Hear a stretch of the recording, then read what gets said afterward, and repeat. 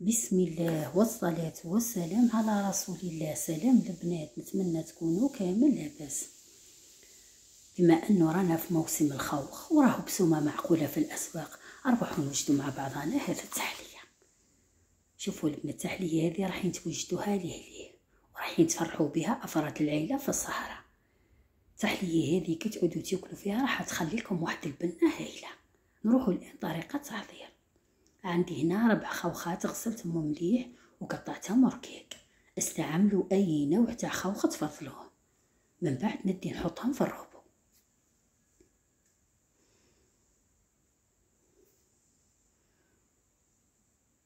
ونزيد لهم 2 كيسان تاع حليب.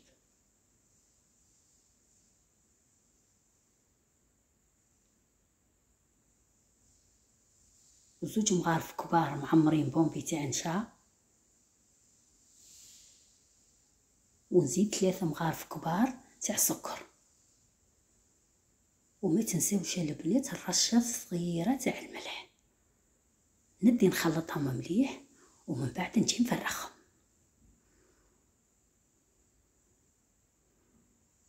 نحطو على نار متوسطه ونبقى نحرك فيه.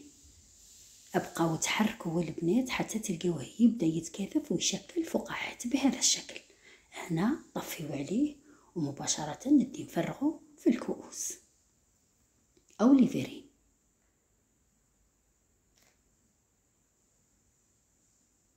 انا هنا دارت لي 6 كؤوس. مباشره ندي ندخلها للثلاجه ونخليه يتماسك ويبرد. من جهه اخرى نحط مقله على نار متوسطه او قليله، نحط لها بغرفه تاع زبده ونخليها حتى تذوب. من بعد نزيد لها 2 مغارف كبار تاع سكر.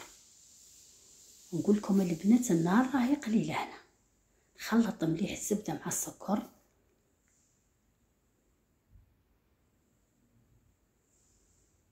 هنا عندي 2 خوخات كنت قشرتهم وقطعتهم ركيك كيما راكم تشوفوا. فرخهم مع الخليط، نحرك مليح وديما على نار قليله ونخلي الخوخ يطيب ويطلق العصير تاعو.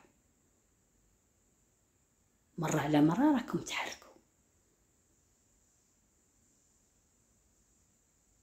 حتى تلقوه بدا يشكل هذه الفقاعات ويتكاثف. هنا طفيو عليه النار وخليوه يبرد.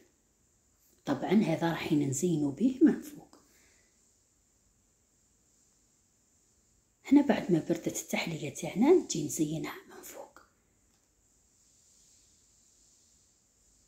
ما تنساوش تزيدوا تحطوا شويه تاع عصير ليطلقوا الخوخ. وكإضافة اختياريا هنا كنت حطيت له مكسرات، يعني تقدروا تستغنوا عليها.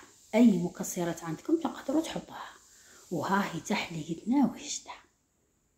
سلام.